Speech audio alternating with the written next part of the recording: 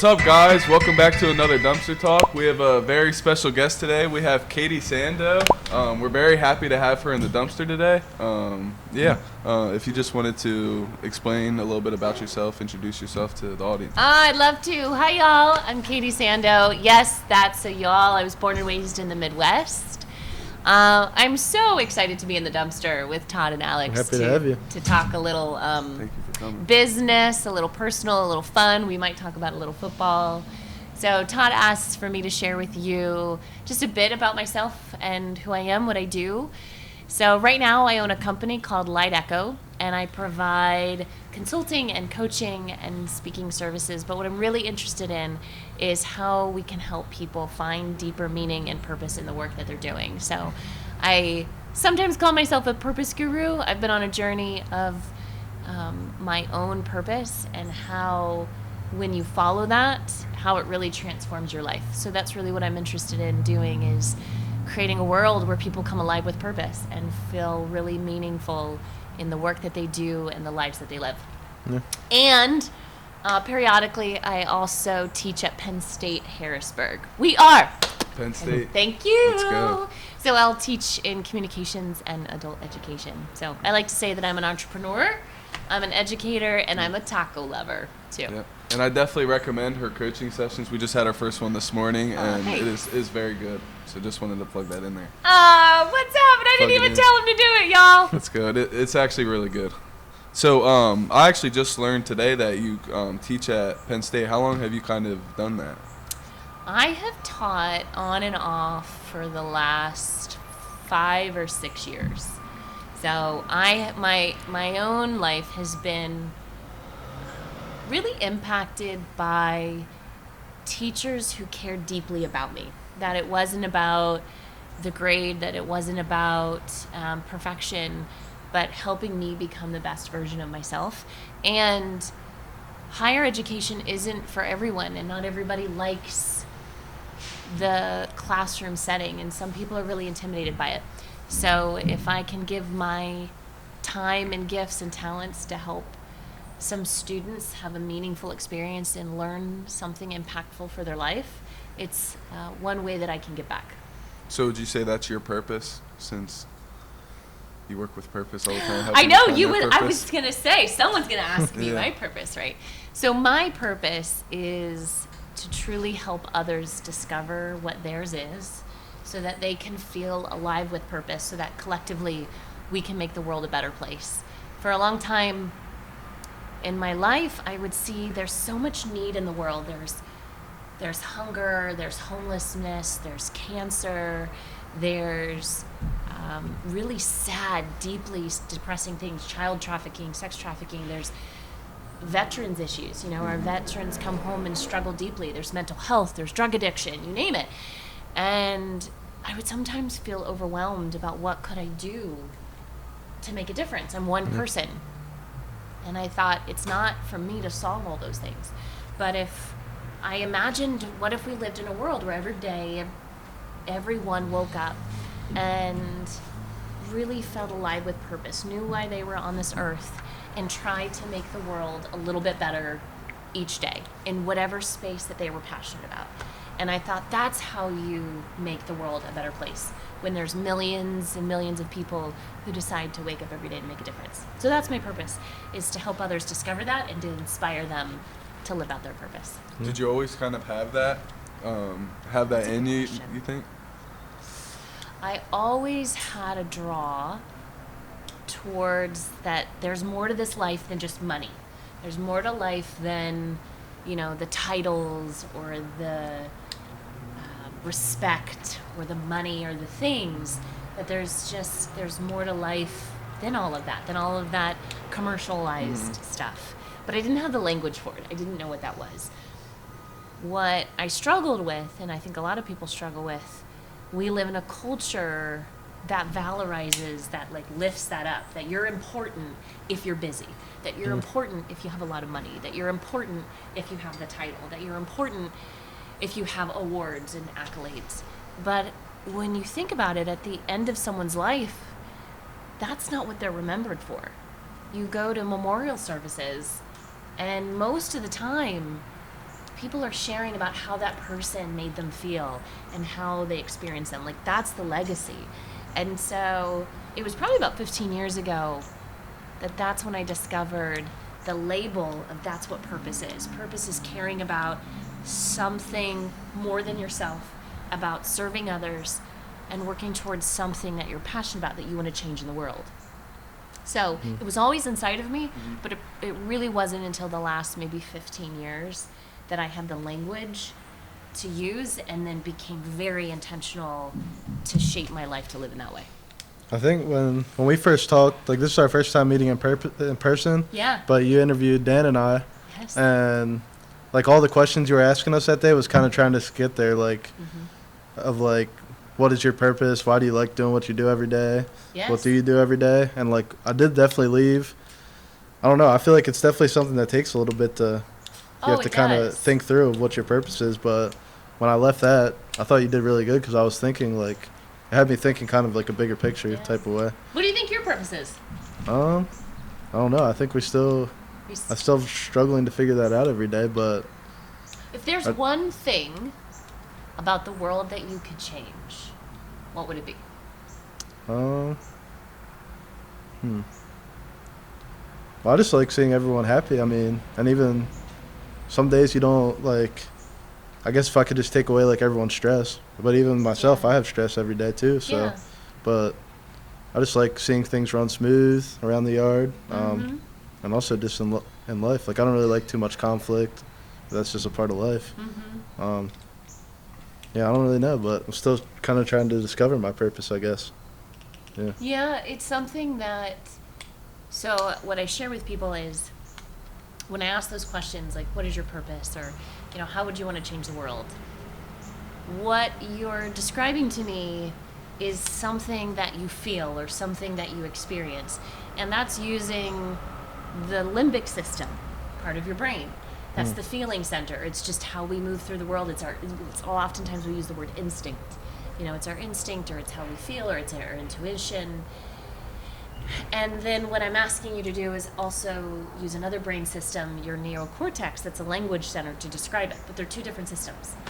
So it's why it's really hard for people to describe what they're feeling, describe feelings, to describe purpose, to describe, because these are two different systems, and you're trying to use a language system to describe something that's really deep within.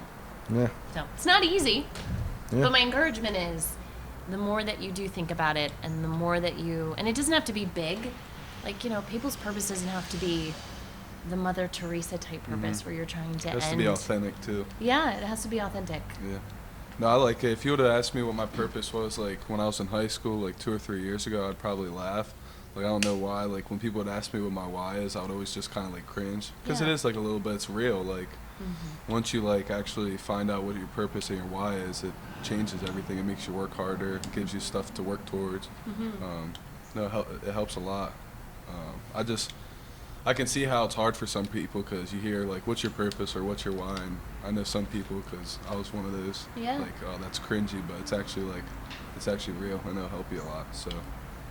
Well, you think about, one way to think about it, if I were to ask you the question, who were the 5 people that transformed your life, that changed your life?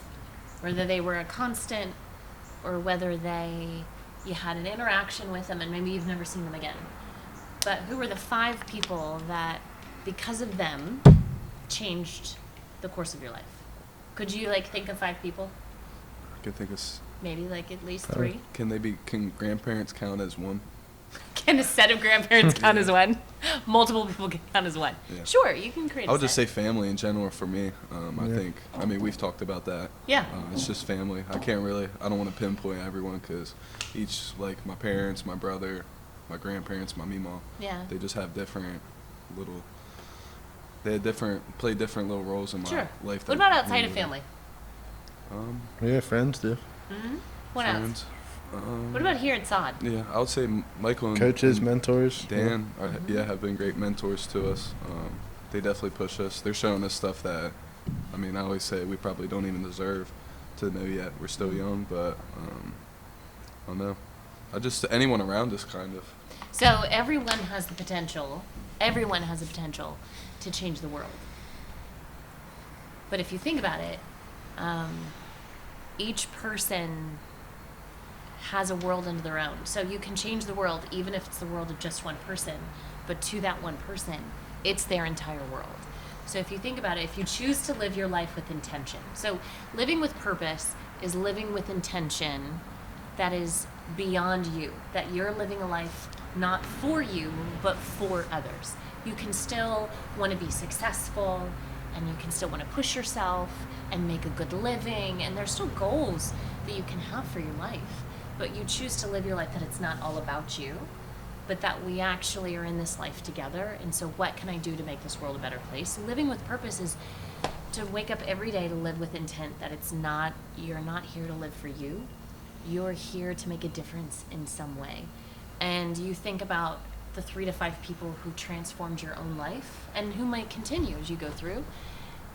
Can you say that you are that person to someone else? That you are living in such a way that someone else's life could be transformed because of you. That's what living with purpose is all about. And it's easy too. Like you can, being young, you don't really think about it, but you can really affect someone's day in a positive or a negative way very Absolutely. quickly. And I don't know, one thing, like I'm thankful, especially for my Nan Kaufman. She always says that like she works at the medicine shop, so she sees everything, and she just always says like you never know what that person's like going home to or what they just came from. So like just treat them nice. It's not gonna be a bad thing if you treat them nice. That's right. So life is it's way just the too little short. stuff. Time is the only thing that is irreplaceable. Mm-hmm. It is the most precious thing that you have, and no one has guaranteed, I don't care what age you are, no one has guaranteed you any amount of time. Like no one has said, hey Alex, guess what, you have another 5,000 days that you're going to live, so you can go ahead and like do whatever you want for the next 1,000, because it doesn't, like you don't know. And it's not trying to be morbid, it's realizing that like life is a very precious gift, and how you choose to spend it makes a difference. And if you choose to spend your life and your time and your talents and your resources in a way that is in service to others, like that's how we solve these big problems that we have in the world. When we care about something other than ourselves. So when you like coming out of school, like we talked about how you worked at Lancaster County Solid Waste. It was. Yes. I was a trash lady for 11 years. So shout out to them. We do a lot of work with them. Love Lixwama. Yes. Did you like? Was that your first kind of position out of school? Out of school? Or, yeah. No. So my career has done this. I actually started in the nonprofit sector. I was a development director for a nonprofit organization, and then I went into advertising and marketing, and I ran an advertising agency for a while, and then I went into trash at the Waste Authority and worked my way up.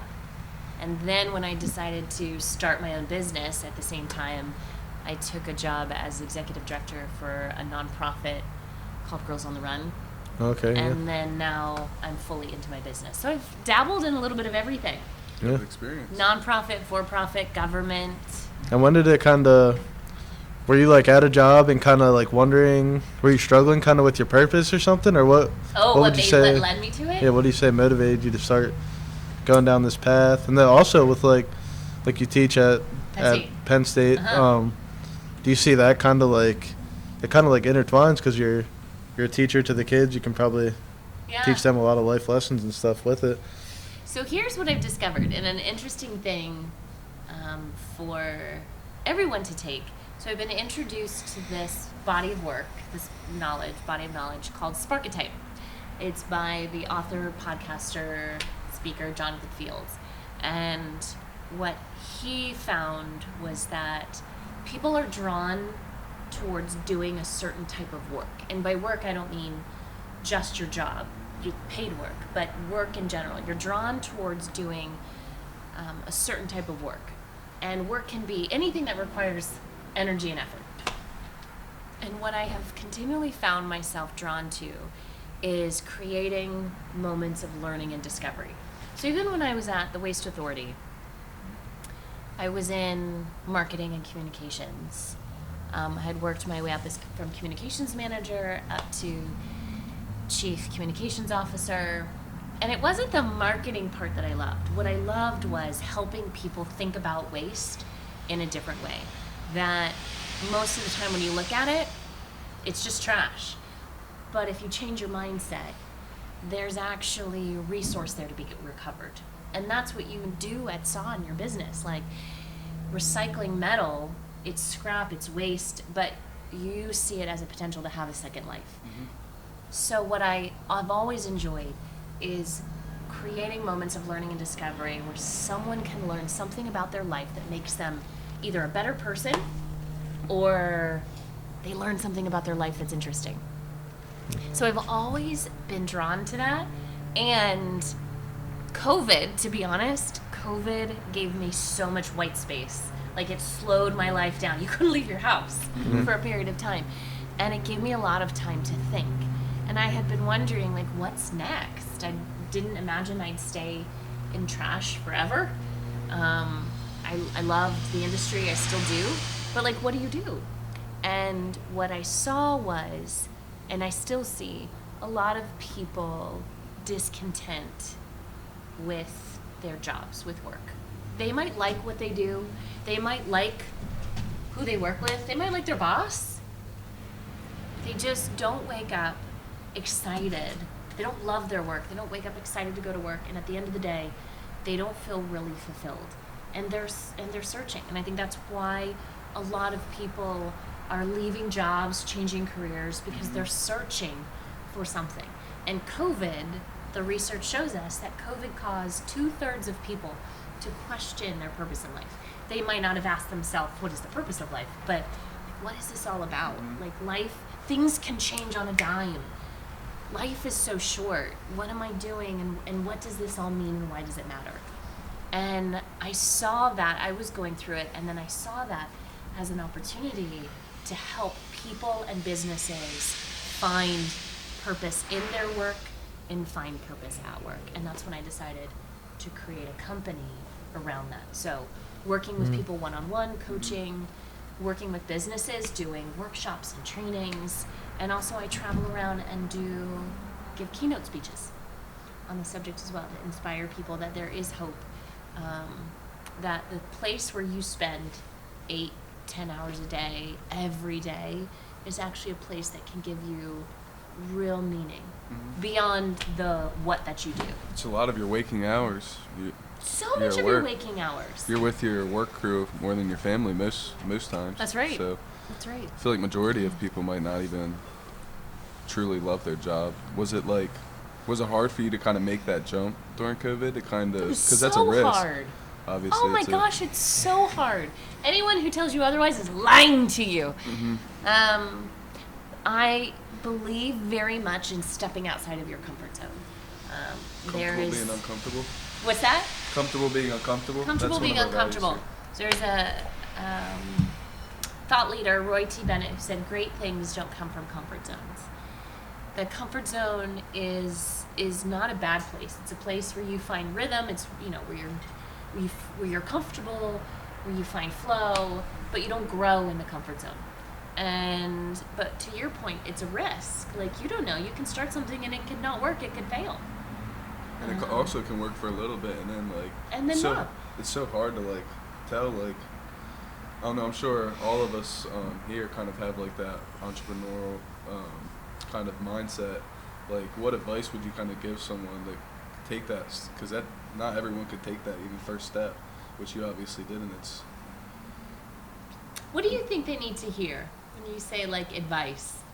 Just something to give people hope, because I feel like so many people, I've talked to so many people who are in their 40s, and they're giving us advice, and they're when I was in my 20s I had this amazing idea, which is even a good idea now, but they just didn't do it.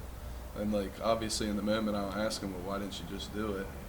But they just didn't have that kind of person to push them, or didn't know how to take that first step, if that makes sense. So I would say a couple of things. One is, if you have something, an idea, something inside of you that you really believe in, write down what you are afraid of. So write down, what is the thought that you have when you think about doing this, making this idea come to life, whatever it is. It could be starting something new, it could be starting a business, it could be changing something, it could be trying something. Write down what you're afraid of. And then right next to it, write down, but what might be possible. So fear is what holds us back from taking big leaps. And some of those fears are for good reason. You know, you're worried about money, or you're worried about what people might think, or you're worried about different things. And that's your brain trying to protect you.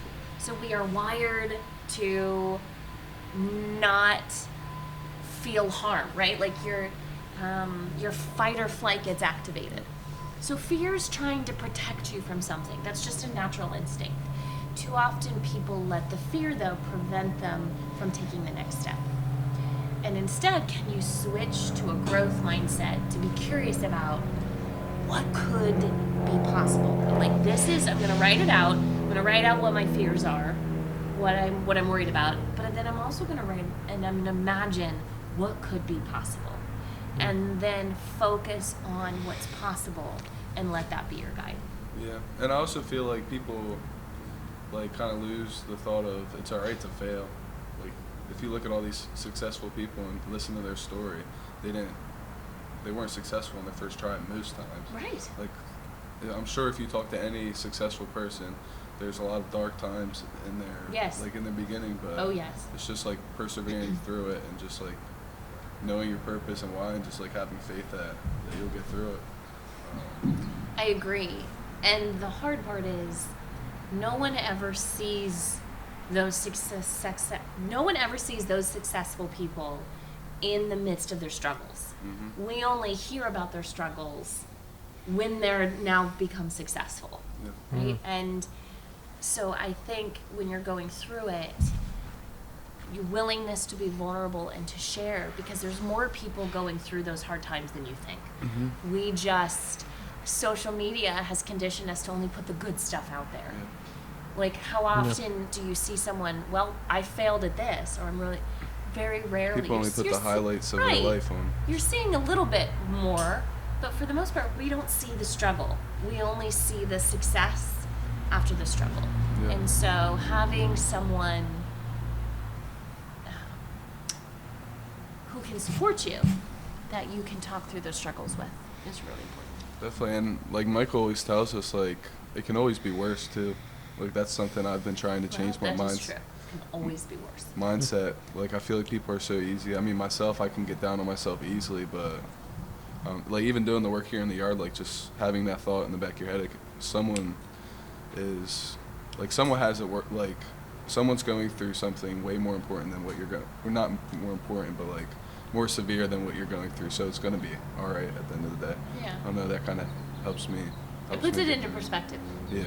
I also wanted to ask you, this is kind of changing it up a little bit, but what's the importance of connections for you?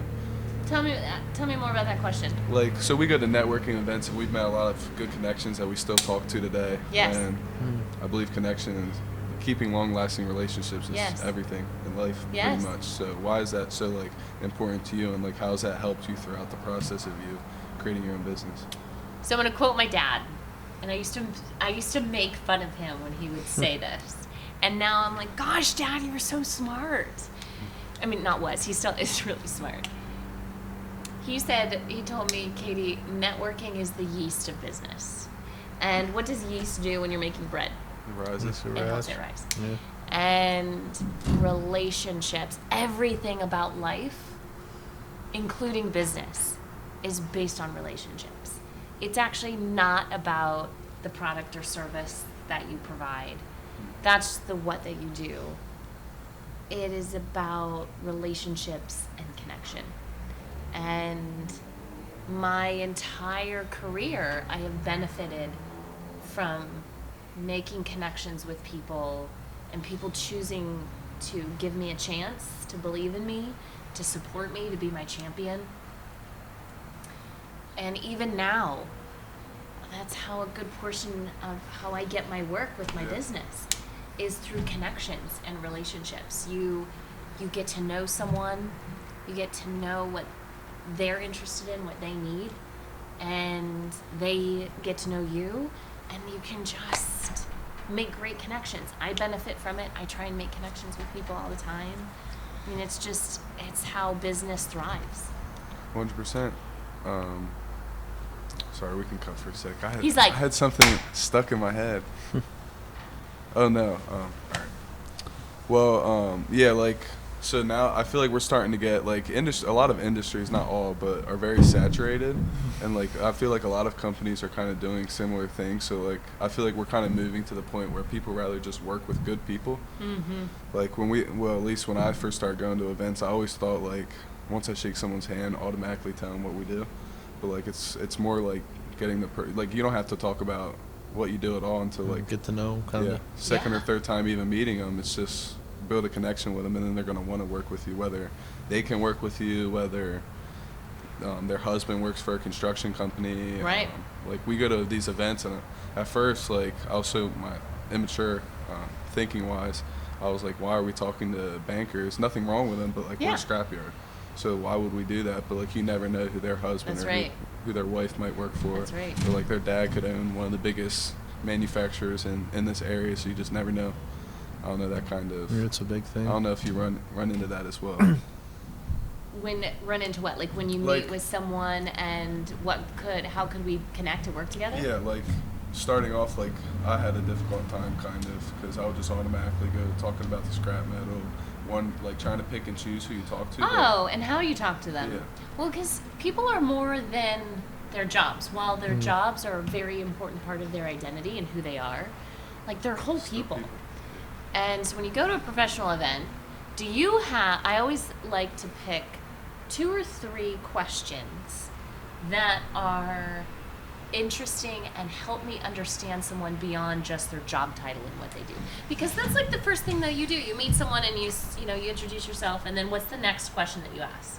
Yeah, like what do you do, or who do you work with? Who are you here with? Yeah. What is another interesting thing that you could ask someone? I like asking. It's kind of weird, but I like asking people how their day's going, kind of before, or how are you doing? Yeah, but how do you get past the? Well, it's good. How's yours? It's good. How do you get to a level? Like, what's an interesting thing that you want to know about someone? I try to find Personally, I try to find a connection piece of some sort to kind of just get the ball moving. Whether it's like. Here's a good one. You ready? It's not rocket science. What are you reading right now that interests you? What are you listening to right now that interests you? You know, I meet Alex for the first time, and I find out he's with Saad, and I'm like, cool. What are you learning about right now that's interesting? Is there a book? Is there a podcast? Is there something that you're really into right now? You can also ask them, what's something that you're excited about right now in any space of your life? Like, what is something that you're excited about? It's amazing what you learn, what people will share with you. Sometimes they'll share with you a project that's happening with work. Sometimes they'll share with you they just had a grandkid. Sometimes they'll share with you that, I don't know, they picked up a new hobby. Like, you get to learn different parts of people. Yeah, deeper than just like the first thing, yeah. Yes, and that's how you make memorable connections. So not just making the volume of connections where you go to a networking event and you shake hands, and how do you get to know someone better, and how do you stand out in their mind? Well, are you asking them the interesting questions that helps you learn more about them and helps them feel seen and heard? One of my favorite ones right now is I have a word of the year. So every year I choose a word for the year. That's my theme. And this year, my word of the year is courage. And I use the description that Nelson Mandela used, which is that courage is not the absence of fear, but the strength to move forward anyways. So it doesn't mean that you aren't afraid. It just means if I'm being courageous, I might still be afraid to take that idea and do the next step, but I'm going to do it anyways. So I'll ask people, I'll be like, what is something that you're being courageous about right now? Or what is something that you want to be courageous about? All of a sudden it becomes a much more interesting question than, hi, how are you? Okay, what do you do? Right? Do you like it? Yeah.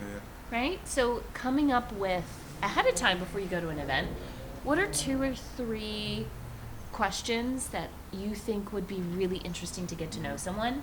Yeah. It also becomes a much more, you get in a better flow and it doesn't feel so awkward. Yeah. Have you ever been stuck in that situation where you get to know, or you like meet someone, and then neither one of you knows what to ask next, Yeah. and you just kind of stand there and it feels awkward. Probably most times when we were starting off, I would say that happened. Yeah. Yeah. It'll still happen every once in a while where I'm like, okay. So I pull on that bank of like, just wonder, there's a human being. Yeah. What's interesting about them that I can ask? Yeah. A funny one. So if it gets like really awkward or whatever, or somebody's not everybody's into deep conversation. Yeah. Like sometimes my courage question scares them. Mm. So I'll ask them, and I'll just be funny. I'll be like, all right, I have a funny question for you. Because this is a true debate in my household. And I will open, when I do keynote presentations, sometimes I will open this. Like when you do like audience participation and warm up. And I'll say that you have to help me settle a lifelong debate between me and my husband. Which is, do you floss first or do you brush first? Mm. And then people are like, oh, I've never thought about that before. Floss first. Floss first. Yeah, you're the weirdo like my husband. Sorry. No, that's okay.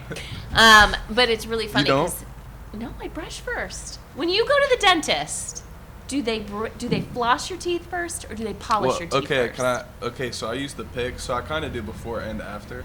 Oh, I you just- do both. I Oh. like to do it to get the He's stuff the out of my teeth. superstar Yeah. Well, I need to.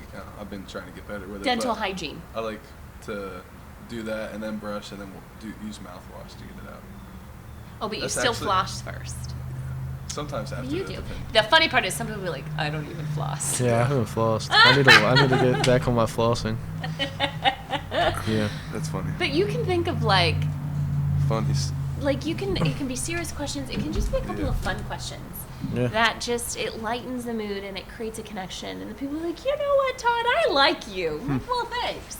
Because you've thought about ahead of time when you go to these events and you get to know people, what do you want to know about them?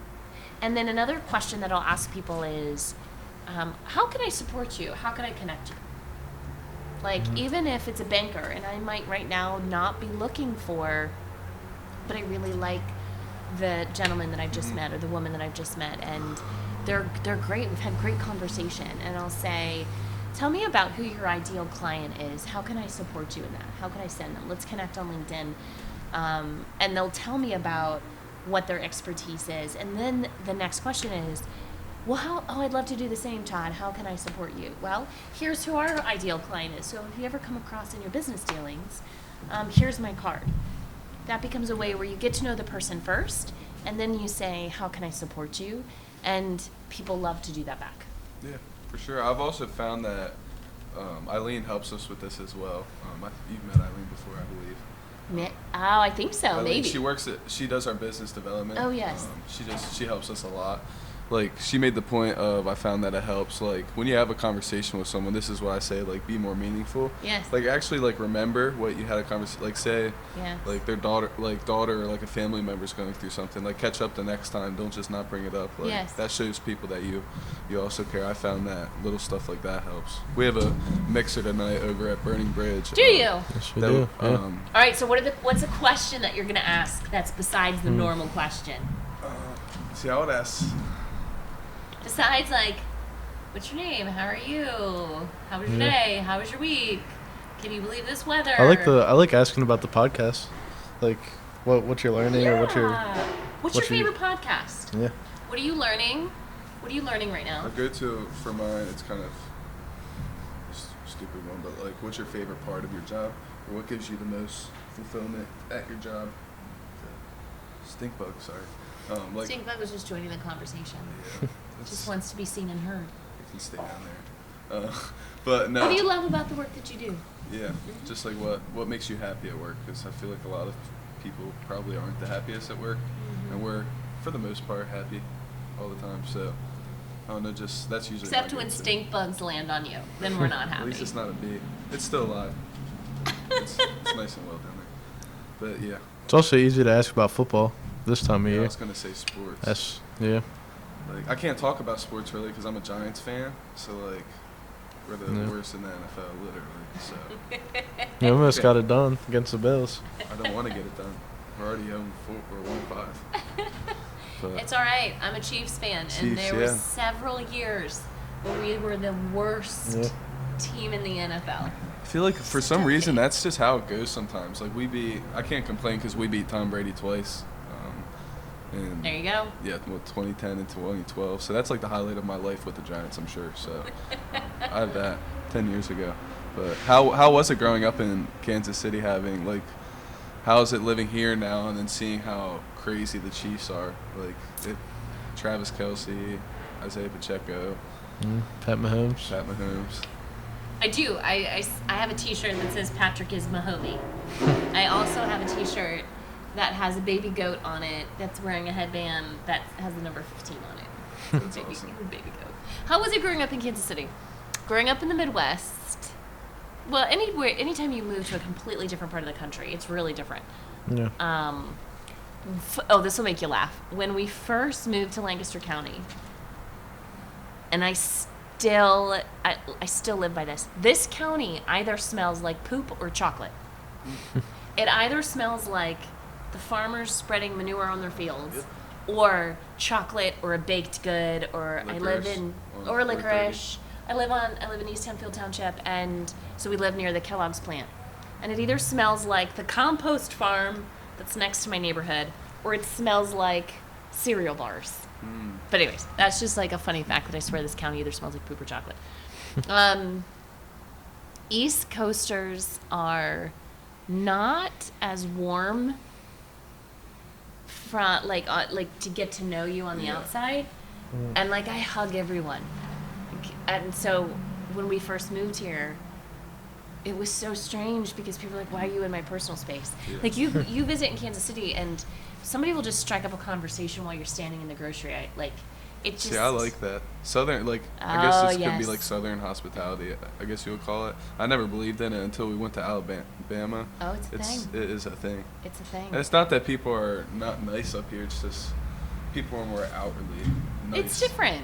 Yeah. It's just culturally different. But now I've gotten so used to it because I've been here longer than I was in Kansas City, that when I go back to visit my family, I'll be like, whoa, why are you in my personal space? You would love just my get used to family. it. They're huggers. Yeah. I love to hug everyone. COVID was very hard on huggers. Very hard on huggers. Yeah, I have a lot of aunts. My pap has 9 siblings. Oh. So, a lot of hugs. Which hugs are good, I think. They are so good for your The soul. world could use some more hugs. I feel like sometimes people just need a hug. And by the way, people don't hug long enough. So the research shows that you have to hug someone for 15 seconds for them to feel and for you to feel the full effects. Like serotonin, the neurotransmitters being released in your brain, make people feel more happy. Do you know how awkward it is to hug someone for 15 seconds? 15 seconds is crazy. 15? Yeah. Next time, try that. Just hug someone for 15 seconds. 1,000, 2,000. Next time I see Nan cough, I'm just going to give her a 15 second 15 hug. seconds. She'd probably love it. So what'll happen is you first hug someone, feels good, then it gets awkward, then you don't know what to do, and then you settle into it. So it's about the 10-second mark is when you actually really start to feel the So do full you ever, effects. like... I also have a third business. I'm CEO of Free Hugs. No, I'm just kidding. Did you ever, like, practice, like, did you ever try to hug someone for 15 seconds and see how they reacted? To just test Well, it? it has to be the right person. Yeah. Well, you don't want to do it to just a random person hugging for Just 15 walk around just yeah. hugging people for 15 seconds. You should just go up to Dan and just give him a 15-second You hug. should. A group hug. I think Group Dan hug. would love that. For That's what- 15 seconds. Do it. Please do it and have someone record it. We might have to. I say, will you record it? That might be what we need. No, but that Hug isn't. for 15 seconds. Do you ever, like, because, like, some people are very, like, which it makes sense, but, like, with random people, like, even being nice or, like you can give, like, a person you just meet a hug. I feel like people look at that weird, like, oh, I'm not a hugger. I ask. So because there are some people who, one, for a whole variety of reasons, are not comfortable with that type of physical contact. Yeah. It could be for any number of reasons. Emotionally, it could be developmentally, it could be a history of things. Mm-hmm. So I do always ask. Yeah. I'll say, like, may I give you a hug? Can I give you a hug? And if somebody was like, no, I don't take offense to it. I respect it. Do you get that a lot? I don't get it a lot. I got it a lot more when we were coming out of COVID, when people were out and about, but they were still not quite sure. Now I don't get it. Like maybe 1 out of every 20 hugs that I get, or 30 hugs, would be like, no, but I'll give you a fist bump. And I'm like, totally, I'll take a fist bump. Yeah. But there's nothing that like replaces It's a nice thing to a do. good hug. You never know. Like you could give someone a hug, and that. I mean, some people don't have probably someone to give them a hug. As crazy as that sounds, some people don't have people. So like give them a hug. Yeah, and I feel like that some people don't think of the world in that way, kind of. I feel like we need to get towards that. That is your message, friends, that today you go somewhere and you give someone a hug for 15 seconds. 15 Mississippi. And drop a comment about how that was for you. Yes. Yes. All right. Well, one of my last questions that I had, we have a young crew here, obviously. What advice do you wish someone gave you when you were 21 or 20, as it is 20? What advice do you wish someone gave you that you know now that you're like, dang, that would have definitely helped? Oh, there's so It's a many hard question. pieces of advice. One would be that it's not all about you. It's not all about money and things. We tell people so early on to pick a career, to pick a pathway, to have a family. Like, these are the things that you're supposed to do. When really, everyone in life is just trying to figure it out. And to take your time to figure out what you want to do with this one life that's really meaningful. The other piece of advice is not all feedback is meant for something that for you to take to heart. Meaning you can't care what everyone thinks.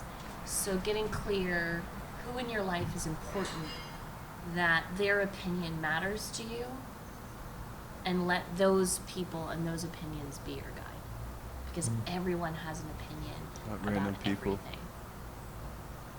I like that piece of advice. I feel like that's a big problem. So there's a great exercise called your life's board of directors. Companies, nonprofits, they will have a board of directors that provide insight, perspective, expertise, and I believe every person should have and has people in their life that can sit on their board of directors. Like, you could go to them and ask them for a piece of advice about this. You could ask them a question about this. And because you can't shut yourself off from feedback. You need feedback. You need people to tell you how you can improve, how you can become better, can help you work through things. But you don't need everyone's opinion about everything. And people love to give opinions. Everyone's got one. So, and just because they share it doesn't mean you have to accept it. It doesn't mean you have to listen to it. So getting clear of who in your life is really important to you, that you value their opinion. And that's what you stick to. And those are the people that you ask for advice, that you run ideas past, and when they say that there are areas for you to change or that you could grow or become better, you listen to those people because you trust them. I think that was the best answer to that question so far on any of our podcasts. Heck no! No, that was good. That was good. Do you have any? Well, I guess this will be more geared toward. We asked that one to everyone. Okay. But it's kind of like if someone our age or if someone of any age is kind of struggling to find their purpose. Yes. What advice do you have for that? So I would ask. There's a lot of different exercises that you can do, but the two most simple questions: what would you want to change about the world, and who do you want to make proud? I think I asked you that question the first time that we met, and you said, was it not your Nan? Mima. Your Mima. And what would you change about the world? You said something like... caring more about people than, like, the material stuff. And the material like, stuff. like for example, like big companies, like I feel like they more worry about getting the work done instead of caring about the people Right. more, which I think's stupid. And you had shared with me that what your Mima taught you was she saw something in you and how much more that you could become. Hmm. And when we put those two things together, we said that what drives Todd, your purpose, is wanting to help people become their best selves so they care more about other people. So if Todd can live his life in such a way that he helps people become the best version of themselves so that they can help other people, that's how we create a more kind and loving world. There's a So lot of I better would place. ask those two questions. What would you change about the world? And who would you want to make proud and why? And you think about your answers to those two things, you write them down. And then what do they tell you together about your why and what's important to you? Mm-hmm. That's what I would say. It's perfect. You ready to do that tonight? Yeah, I'm gonna try. Ready to get my questions I'm trying ready. my best. Talk about my Giants. All right. Well, yeah, well, thank you for coming Yeah, we on. appreciate you coming Aw, on. thanks, Thank you. friends. This has been We'll really definitely good. have to do Should a we do part it? two to We this need to one. do like a 15-second group hug afterward. Group Yes, hugs. group And hug. we'll have to do a part two to this. I think at some point. Heck yeah. So thank you guys for watching and thank you for coming on. Catch Bye, you on the friends. next one.